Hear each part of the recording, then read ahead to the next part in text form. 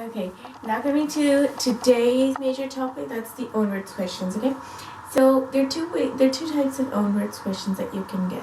The one that's not going to come very frequently is the one that you have to answer in 3 steps.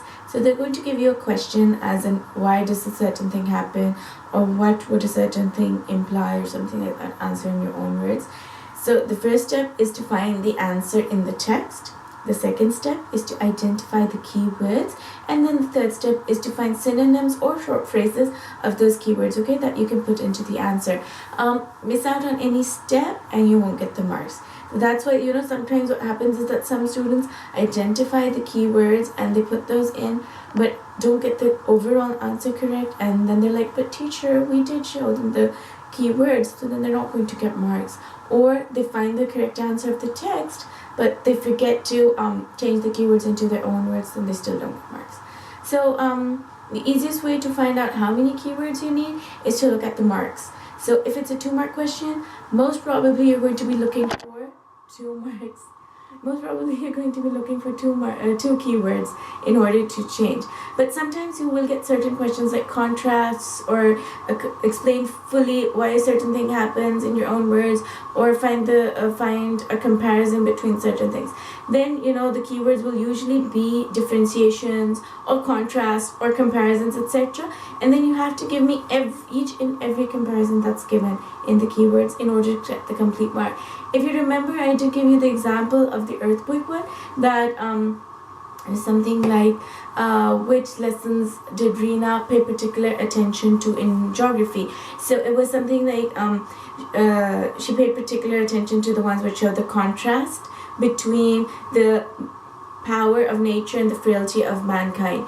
So if we look at it logically and look at the marks, it's a 2-mark question, so we would probably be just be finding 2 keywords to change. However, that question basically asked for the contrast, so that's your first keyword, and then you need to find 2 words that are contrasting. So that was the power of nature, so power, and frailty of mankind, and basically frailty, right? So you had to get both power and frailty there in order to get that mark. Without that, you wouldn't get that marks. Okay, so that was one place where lots of my students and my previous students, the ones who are now in 11th grade and also in A-levels, did make mistakes, okay, because they did they carried on that logic.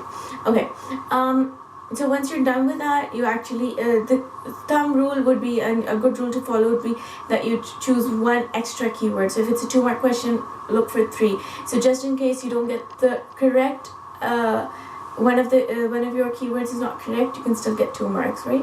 So that's an easy rule to follow.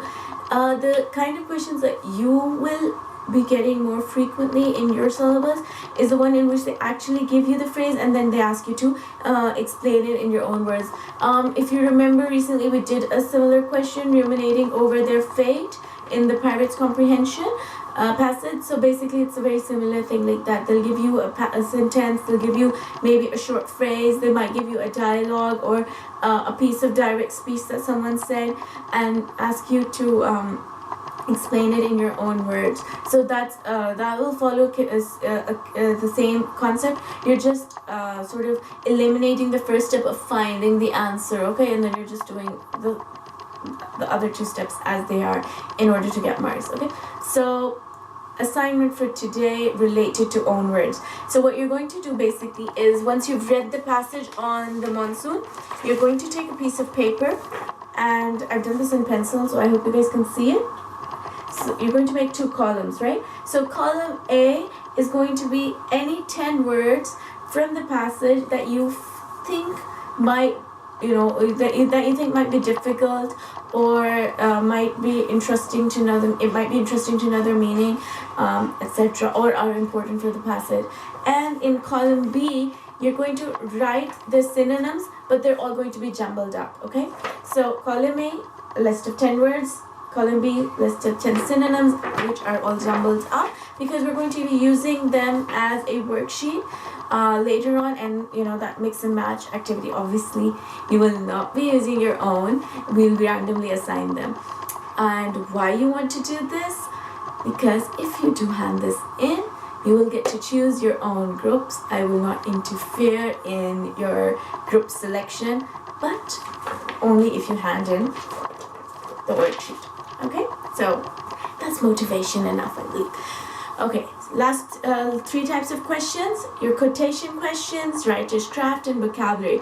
Quotation questions and vocabulary questions are slightly similar, so we'll discuss those first. In quotation questions, they'll probably ask you to identify a single word which means this. And they'll give you the meaning. From paragraph 3, pick a word that shows that that gives you the idea of war. Remember, first passage that we did, a new beginning. Why does the author say that?